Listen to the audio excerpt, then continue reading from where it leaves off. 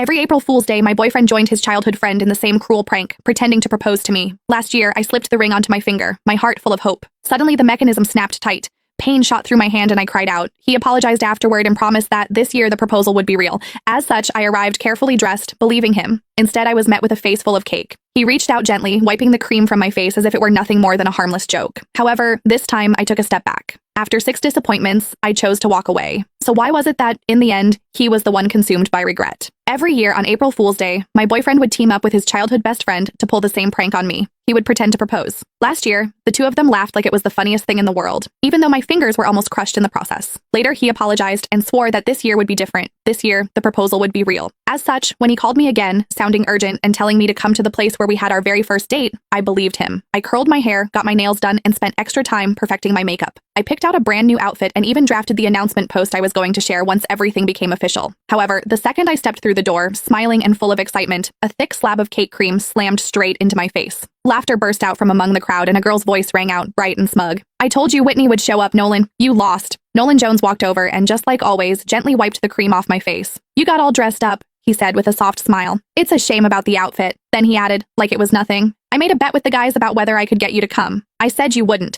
If I won, I'd propose tomorrow. If I lost, I'd propose next year." He looked at me, still smiling. "Sorry, since you showed up, I guess we're not getting married this year after all." I stared at him quietly. "So, you do know what tomorrow is?" He let out a careless laugh. "Of course I do. It's our 6-year anniversary. How could I forget?" The cream clung to my face, sticky and cold. At that moment, something inside me went completely numb. Our anniversary did not even take precedence over a prank, just like I could never beat her. I slipped off the plain couple's ring I had worn for 6 years. "Then let's break up." The sharp, clear sound of the ring hitting the floor cut through the room, and everything went silent. Nolan frowned a little. "Don't make a big deal out of this. It's just some cream. I'll wash it off for you later. You know Sylvia used to go way harder than this. She's already holding back." He glanced at the others. "It wasn't easy getting you here. Don't make it look like I can't even have fun just because I'm in a relationship." Sylvia Lowell made a face, looking upset. "Whitney, it's just a joke. If you don't like it, we'll stop, okay? Why are you talking about breaking up over something like this?" "See, I told you Whitney can't take a joke," someone else said. "You insisted on calling her, now look at what's happened." Sylvia huffed and sat on the couch. The mood shifted instantly. The way everyone looked at me turned cold. She was the only girl in their group, the one everyone spoiled. As long as she was unhappy, everyone would rush to comfort her, Nolan included. The first time I met her, she organized a game of truth or dare. When other people got dared, it was just something a little embarrassing. However, when it was my turn, they asked me to do something way out of line in front of everyone. All I said was that it was too much and I did not like it. Sylvia's eyes immediately turned red and she ran out of the room. Everyone ran after her, Nolan too.